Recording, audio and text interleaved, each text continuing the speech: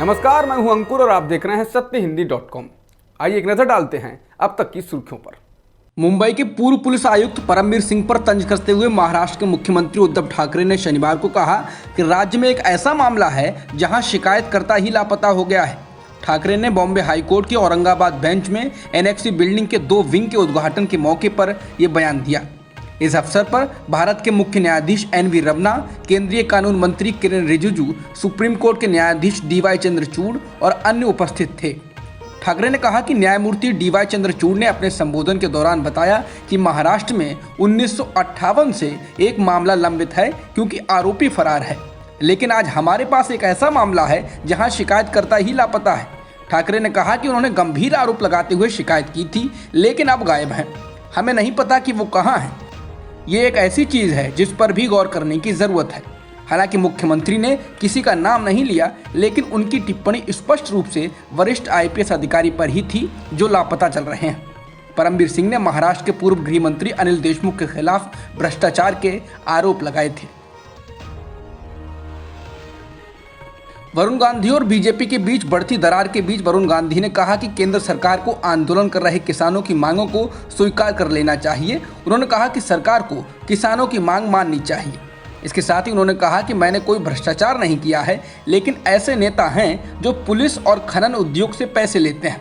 मैंने अपना सांसद वेतन या सरकारी आवास भी नहीं लिया है। जनता ने मुझे अपनी लाइफ स्टाइल में सुधार करने के लिए नहीं, बल्कि उनके उत्थान और उनके मुद्दों को हल करने के लिए पावर दी है। बीजेपी नेता वरुण गांधी ने एक बार फिर किसानों की परेशानी को उठाया है और कृषि नीति पर फिर से विचार करने की जरूरत बताई। वरुण गांधी ने एक वीडियो ट्वीट किया है जिसमें एक किसान दुखी होकर गुस्से में अपने धान में आग लगा रहा है। वरुण ने कहा कि उत्तर प्रदेश के किसान समोद सिंह पिछले 15 दिनों से अपनी धान की फसल को बेचने के लिए मंडियों में मारे मारे फिर रहे थे। जब धान नहीं बिका तो निराश होकर इसमें स्वयं आग लगा दी। इस व्यवस्था ने किसानों को कहां लाकर खड़ा कर दिया है। कृषि नीति पर पुनर्चिंतन आज की सबसे बड़ी जरूरत है। आज से गृह मंत्री अमित शाह जम्मू कश्मीर के 3 दिवसीय दौरे पर हैं। 5 अगस्त 2019 को अनुच्छेद 370 को खत्म करने के बाद उनका ये पहला जम्मू कश्मीर का दौरा है। गृह मंत्री ने आज पहले दिन दिवंगत इंस्पेक्टर परवेज अहमद के घर जाकर उनके परिजनों से मुलाकात की।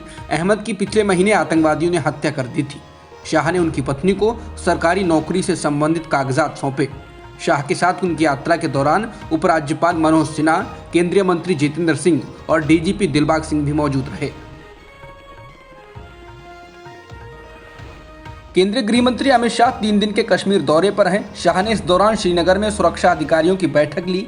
गृह मंत्रालय के एक वरिष्ठ अधिकारी ने NDTV को बताया कि इस दौरान सुरक्षा एजेंसियों ने शाह के सामने अपना पक्ष रखा है कि आखिर सुरक्षा बलों की इतनी भारी तैनाती के बाद भी रेडिकलाइजेशन और आतंकवाद का खतरा क्यों बढ़ रहा है। केंद्रीय गृह मंत्री अमित शाह की आलोचना करते हुए जम्मू कश्मीर की पूर्व मुख्यमंत्री महबूबा मुफ्ती ने कहा कि श्रीनगर से अंतर्राष्ट्रीय उड़ानों का उद्घाटन करना और नए मेडिकल कॉलेजों की नींव रखना कोई नई बात नहीं है। उन्होंने कहा कि आधा दर्जन मेडिकल कॉलेज UPA सरकार द्वारा स्वीकृत किए गए थे और अब काम कर रहे हैं। उन्होंने कहा कि अनुच्छेद 370 को निरस्त करने और एक स्वयं निर्मित संकट के बाद जम्मू कश्मीर को अराजकता में डाल दिया गया है। उन्होंने कहा कि शाह की यात्रा से पहले 700 नागरिकों को हिरासत में लिया गया। सार्वजनिक सुरक्षा अधिनियम के तहत मामले दर्ज किए गए और कई को कश्मीर के बाहर जेलों में डाल दिया गया। मुफ्ती ने कहा कि इस तरह के दमनकारी कदम पहले से ही तनावपूर्ण माहौल को और खराब कर देंगे। नेशनल कॉन्फ्रेंस के नेता और जम्मू कश्मीर के पूर्व मुख्यमंत्री फारूक अब्दुल्ला ने कहा कि सरकार तब तक जम्मू कश्मीर में शांति नहीं ला पाएगी जब तक कि धारा 370 बहाल नहीं हो जाती है। इंडिया टुडे से बात करते हुए फारूक अब्दुल्ला ने कहा कि घाटी में हाल ही में हुई घटनाएं उन लोगों के लिए आंखें खोलने वाली हैं जो कहते थे कि अनुच्छेद 370 के निरस्त होने के बाद आतंक का सफाया हो जाएगा। भारत में कोरोना वैक्सीन की 100 करोड़ डोज लगने के बाद प्रधानमंत्री नरेंद्र मोदी ने आज 7 वैक्सीन निर्माताओं के साथ बैठक की। इस बैठक में serum institute of India, Bharat biotech, doctor Reddy's laboratories, Zydus Cadila, biological E, Geneva biopharma और पैनेशिया बायोटेक के प्रतिनिधि शामिल रहे। इस दौरान पीएम मोदी ने वैक्सीन रिसर्च को आगे बढ़ाने के साथ साथ अब तक के अनुभवों सहित विभिन्न मुद्दों पर चर्चा की। बीजेपी सरकार द्वारा 100 करोड़ कोविड-19 टीके लगाने के मामले में जश्न मनाने के बाद महाराष्ट्र कांग्रेस प्रमुख नाना पटोले ने पीएम मोदी को निशाने पर लिया है। पटोले ने कहा कि नरेंद्र मोदी सरकार ने कोरोना वायरस के प्रसार को रोकने के लिए पर्याप्त उपाय नहीं किए थे। ये दुर्भाग्यपूर्ण है कि भाजपा अब लोगों की मौत का जश्न मना रही है। इसके साथ ही उन्होंने मोदी सरकार पर केंद्रीय एजेंसियों के दुरुपयोग का आरोप लगाते हुए कहा कि ध्यान हटाने के लिए केंद्र सरकार ईडी जैसी जांच एजेंसियों का इस्तेमाल कर रही है, लेकिन महाराष्ट्र में महाविकास अघाड़ी सरकार उन्हें जवाब दे रही है। उत्तर प्रदेश में आक्रामक ढंग से योगी सरकार को घेर रही कांग्रेस ने राज्य में शनिवार से प्रतिज्ञा यात्रा की शुरुआत की। पार्टी के उत्तर प्रदेश प्रभारी और महासचिव प्रियंका गांधी वाड्रा ने इस यात्रा को बाराबंकी से हरी झंडी दिखाई है। प्रतिज्ञा यात्रा 1 नवंबर तक चलेगी और ये बुंदेलखंड से लेकर मध्य उत्तर प्रदेश और अवध से लेकर पश्चिमी उत्तर प्रदेश तक के इलाकों में जाएगी। कांग्रेस की प्रतिज्ञा यात्रा में प्रियंका गांधी ने 7 प्रतिज्ञा की और वादा किया कि सत्ता में आने पर वह इन्हें पूरा जरूर करेंगी।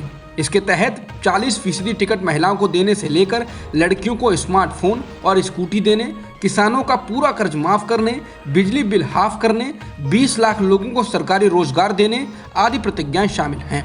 कांग्रेस की नज़र महिला मतदाताओं पर है और जिस तरह के वादे पार्टी की ओर से किए गए हैं उनसे निश्चित तौर पर महिला मतदाता कांग्रेस के साथ आ सकती हैं। प्रियंका गांधी ने कहा कि उनकी अगर सरकार आती है तो वो धान और गेहूं की कीमत 2500 रुपए तय कर देंगी। गन्ने का मूल्य भी 400 रुपए प्रति क्विंटल तय किया जाएगा।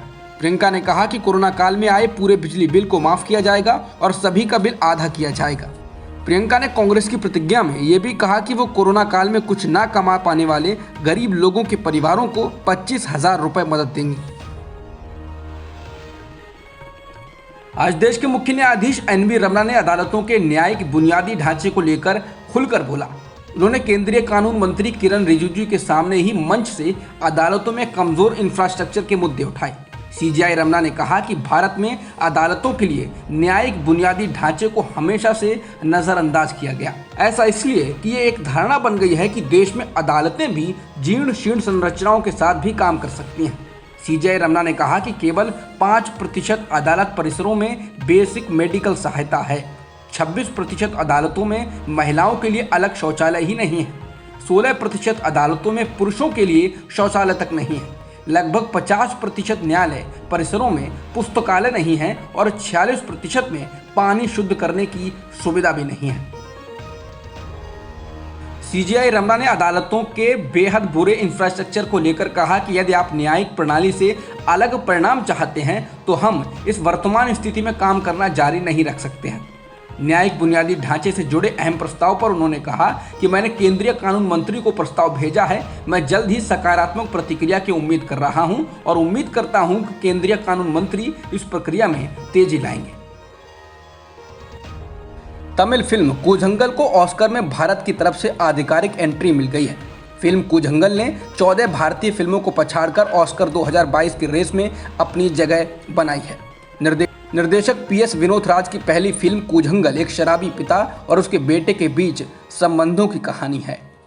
अब तक की खबरों में इतना ही। बाकी खबरों के लिए बने रहिए सत्यहिंदी.com के साथ। सत्य हिंदी का ऐप डाउनलोड करें गूगल प्ले स्टोर पर।